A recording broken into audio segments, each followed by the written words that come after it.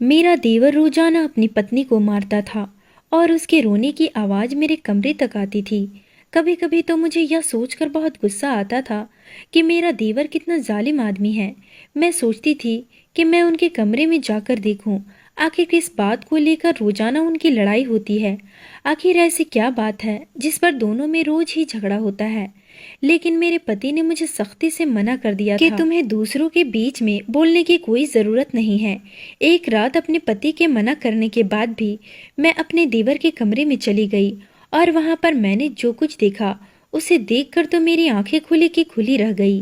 कभी कभी जो हम सोचते हैं वैसा कुछ भी नहीं होता, सब कुछ उससे उल्टा ही होता है। मेरे साथ भी कुछ ऐसा ही हुआ था। जब मेरे माता पिता ने मेरा रिश्ता शिवम के साथ तय किया था तो सब लड़कियों की तरह मैं भी बहुत खुश थी और बहुत सारे सपने अपनी आंखों में सजाए हुए थी। मैं शिवम से सिर्फ एक ही बार मिली थी, जब वह मुझे मेरे घर पर देखने आया और वो पहली नजर में ही मेरे दिल में उतर गया था। लेकिन आज मेरी उससे मुलाकात होने वाली थी, क्योंकि आज हमारी शादी की पहली रात थी और मैं दुल्हन बनकर अपने कमरे में बैठी शिवम का इंतजार कर रही थी। मैंने अपने कमरे में चारों तरफ नजर दौड़ा कर देखा तो मेरा कमरा हर तरफ फूलों से सजा हुआ था और मेरे पूरे कमरे में खुशबू ही खुशबू थी। यह देखकर मुझे बहुत खुशी हो रही थी कि मैं कितनी खुशनसीब हूँ कि मुझे इतना चाहने वाला पति मिला है, जिसने मेरी राहों में फूल बिछा दिए हैं। अपने और शिवम के बारे में सोचकर बहुत खुश हो रही थी कि अचानक मुझे किसी के रोने की चीखने की आवाज़ें आने लगी। रोने की आवाज़ से मैं पूरी तरह से सहम गई थी। कुछ समय पहले मैं अपने सपनों में खोई हुई थी, अपनी एक अलग ही दुनिया बना रही थी।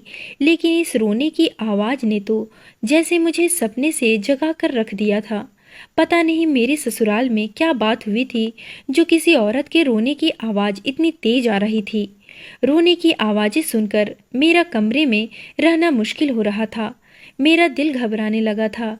मैं सोच रही थी कि बाहर जाकर देखूं आखिर माजरा क्या है, लेकिन मैं ऐसे बाहर नहीं जा सकती थी। मैं नई दुल्हन थी जो शादी के जोड़े में अपने पति का इंतजार कर रही थी। इतने में मेरा पति मेरे कमरे में आया और जब उसने मुझे दुल्हन के जोड़े में देखा तो मुझे देखता ही रह गया। वो मेरे पास आकर बैठा और मेरा हाथ पकड़कर मुझसे कहने लगा, तुम कितने खूबसूरत लग रही हो और इस लाल जोड़ों में तो तुम किसी परी से कम नहीं लग रही। वह लगातार मेरी तारीफें किए जा रहा था, लेकिन मुझे उसके रोने की आवाज़ से घबराहट हो रही थी। मेरे चेहरे पर परेशानी को देखकर मेरा पति समझ गया कि मैं क्या सोच रही हूँ।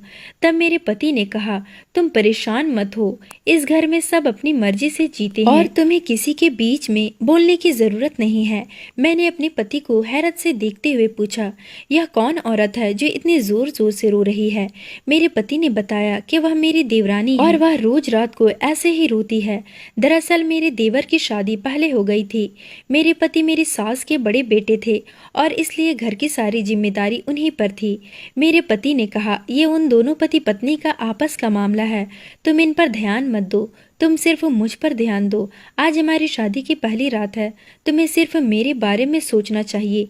इतना कहकर मेरे पति ने मेरा हाथ पकड़ा और मुझसे प्यार भरी बातें करने लगे। शिवम की बातों में ऐसी खो गई मुझे उस औरत के रोने की आवाज़ अब पता नहीं चल रही थी। शिवम मुझसे बहुत मोहब्बत करते थे और उनकी मोहब्बत को मैं महसूस कर रही थी। मेरी और शिवम की अरेंज मैरिज हुई थी। शिवम की माँ खुद शिवम का रिश्ता मेरे घर लेकर आई थी और मुझे अपनी पसंद से अपनी बहू बनाकर लेकर गई थी।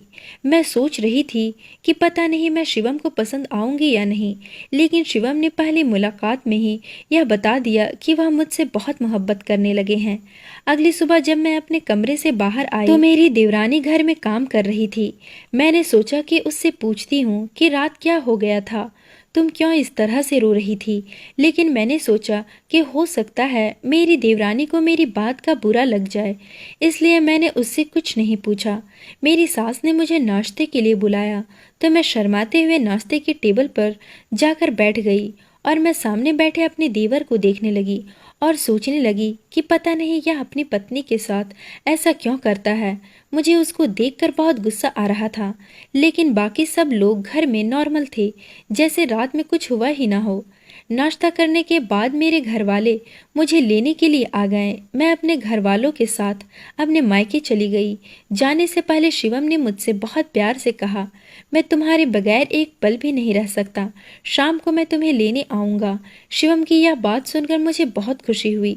मायके जाकर मैं अपने बहन भाइयों से मिली। मेरे माता पिता मुझे खुश देखकर बहुत खुश हुए। मुझसे पूछने लगे, तुम्हारे ससुराल वाले कैसे हैं और शिवम तुम्हें कैसा लगा?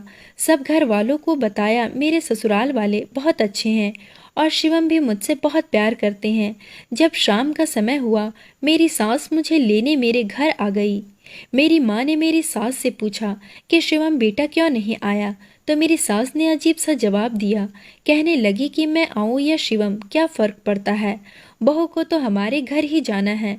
शिवम को न देखकर मेरा दिल बहुत ज़्यादा उदास हुआ। मैं बहुत बेसब्री से शिवम का इंतज़ार कर रही थी और फिर हम लोगों ने खाना खाया। मैं सास के साथ अपने ससुराल वापस आ गई। कुछ देर में ससुराल वालों के साथ बैठी रही। जब मैं अपने कमरे में गई, मैंने देखा कि शिवम बेड पर लेटे हुए हैं। यह देखकर मैंने गुस्से से शिवम से पूछा, मुझे लेने आप क्यों नहीं आए? शिवम ने कहा कि हमारे घर का यही दस्तूर है। यह कहकर शिवम ने मुझे अपनी तरफ खींच लिया। मैंने शिवम से कहा कि छोड़िए, मुझे आपसे बात नहीं करनी। शिवम ने मुझसे कहा कि तुम मुझसे नाराज़ हो, मैं तुम्हारी नाराज़गी दूर किए देता हूँ। फिर शिवम मुझसे प्यार भरी बातें करने लगे। मुझसे कहने लगे कि मेरे बिना उनका दिल नहीं लग रहा, कि वो मेरा बेसब्री से इंतज़ार कर रहे थे। हम बातें कर ही रहे थे, फिर से मेरी देवरानी के रोने की आवाज़ आने लगी।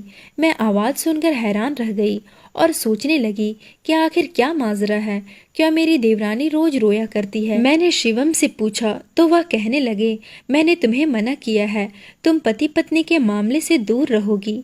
वह कुछ भी करे, हमें उनसे क्या, तुम सिर्फ मेरे ऊपर ध्यान दो। लेकिन मैं उस आवाज़ को इग्नोर नहीं कर पा रही थी। यही सोचते सोचते मैं सो गई। फिर अगली सुबह जब मैं उठी तो मेरी तबीयत कुछ ठीक नहीं लग रही थी। फिर भी मैं तैयार होकर नाश्ते के लिए बाहर आ गई। जब मैं बाहर आई तो कल की तरह आज भी मेरी देवरानी सबके लिए नाश्ता बना रही थी। मेरी सास मेरी देवरानी को किसी बात पर डांट रही थी। देवर भी वहीं बैठा सब कुछ सुन रहा था, लेकिन उसने अपनी माँ से कुछ नहीं कहा। मेरी शादी को 2 हफ्ते हो गए, लेकिन शिवम और मैं एक साथ बैठकर खाना भी नहीं खाते थे। पति पत्नी का साथ बैठकर खाना गलत समझा जाता था। मेरी ससुराल के नियम बहुत अजीब थे। मैं सास के सामने बात भी नहीं कर सकती थी, क्योंकि शिव ने मुझे सख्ती से मना किया हुआ था। शिवम भी अपनी माँ के सामने मुझसे उखड़े उखड़े रहते थे और कमरे में आते ही ऐसा प्यार बरसाते जैसे उनकी जिंदगी में मेरे अलावा कोई और हो ही ना। जब मैं शिवम से कहीं बाहर जाने को कहती, शिवम साफ साफ मुझसे मना कर देते। उनकी यह बात बहुत अजीब लगती थी। एक दिन मेरे दोस्त मेरे घर आई और मेरी सास से पूछकर मुझे अपने साथ बाजार ले गई। मैंने बाजार में जाकर देखा तो शिवम मेरा इंतज़ार कर रहे थे। वहाँ से शिवम मुझे घुमाने ले गए। हम सारा दिन घूमते रहे। हमने रात का खाना भी साथ में बाहर खाया। शिवम ने मुझे मेरी दोस्त के घर छोड़ दिया और मैं अपने दोस्त के साथ ही अपने ससुराल वापस आ गई। मुझे शिवम की यह बात समझ नहीं आई।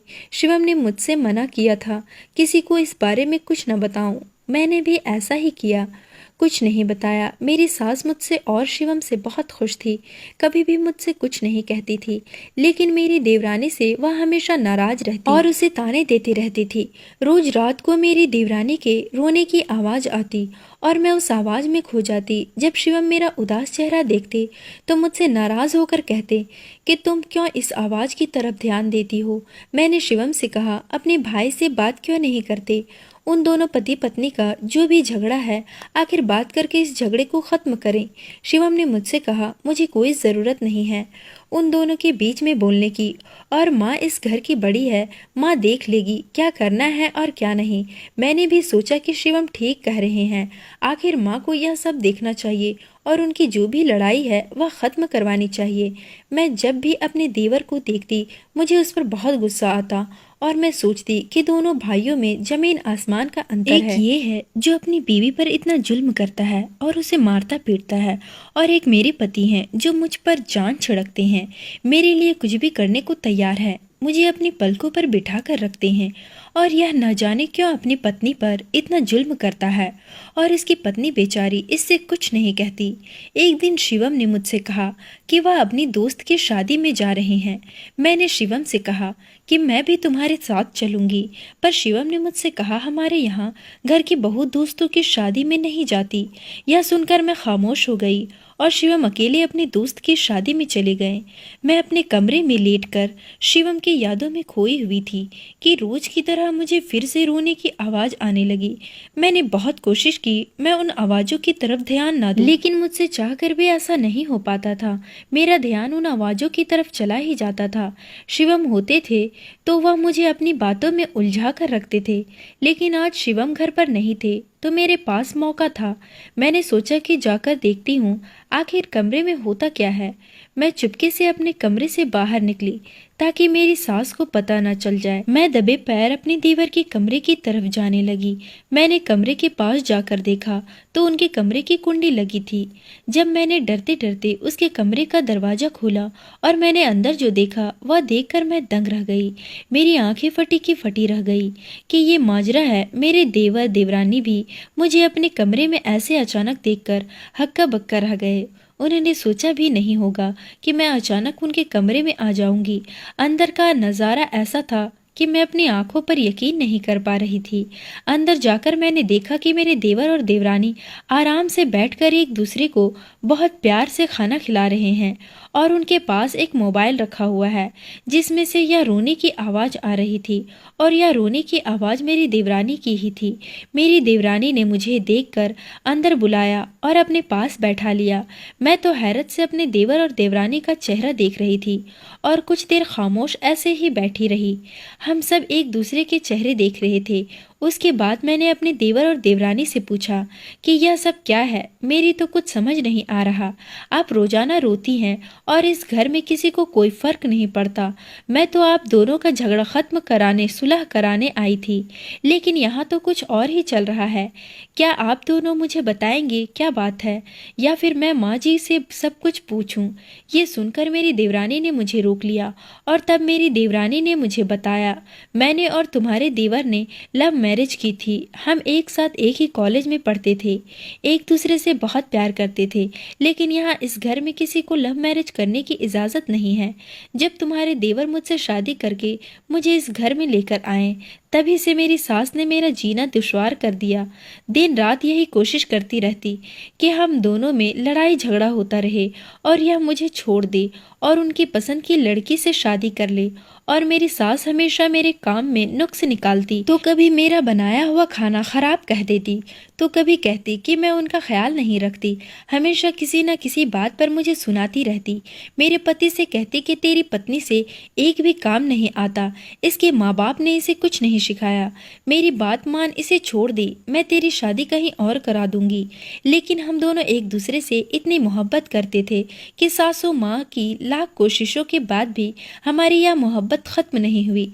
सासू माँ रोज मुझे ताने देती और मुझे कोसती रहती। जब हम दोनों एक साथ बाहर खाना खाने जाते तो वो मुझे बहुत बुरा भला कहती थी कि मेरी बेटी को मुझसे छीन लिया, मेरे घर फूट डलवाने के लिए कहाँ से आ गई। लेकिन मैं सब कुछ चुपचाप सुनती रहती, कभी उनसे कुछ नहीं कहती। एक दिन हमारा किसी बात को लेकर छोटा मोटा झगड़ा हो गया। यह देखकर सासू माँ बहुत खुश हुई और उस दिन उन्होंने मुझसे कुछ नहीं कहा। तभी मैं समझ गई कि यह चाहती है कि हम दोनों के बीच में झगड़ा रहे और हम दोनों एक दूसरे से लड़ते झगड़ते रहें, आपस में खुश नहीं रहें। फिर हम दोनों ने मिलकर एक प्लान बनाया। हम दोनों सबके सामने एक दूसरे से लड़ाई झगड़ा करेंगे और एक दूसरे से बात नहीं किया करेंगे। सबको ऐसा दिखाएंगे जैसे हमारे बीच में बहुत लड़ाई रहती है और हम दोनों एक दूसरे से खुश नहीं हैं। जब से हम दोनों ने यह करना शुरू किया तो सासू माँ ने समझा कि उनका बेटा मुझे अहमियत नहीं देता है और मुझे मारता पीटता है। मुझ पर जुल्म करता है, यह सोचकर वह बहुत खुश होती और मुझे उन्होंने ताने देने भी बंद कर दिए। तब से हमने यही करना शुरू कर दिया।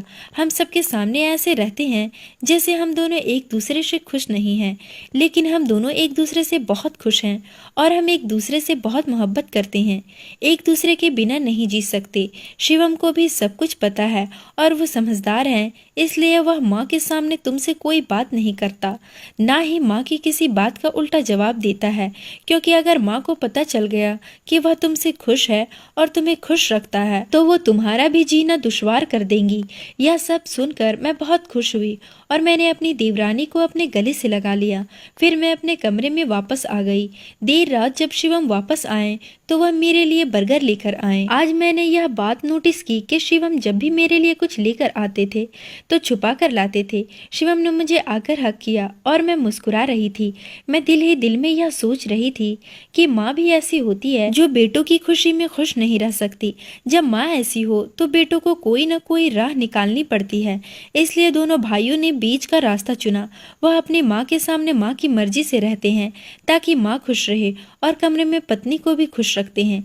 कभी कभी रिश्तों को बचाने के लिए हमें ऐसा कदम उठाना पड़ता है। दोस्तों, उम्मीद करती हूँ आपको हमारी कहानी पसंद आई होगी। कहानी पसंद आई है तो वीडियो को लाइक करें, चैनल पर नए हैं तो चैनल को सब्सक्राइब करें और हाँ, नोटिफिकेशन बेल को ज़रूर दबाएं ताकि अगली अपडेट सबसे पहले आपको मिले।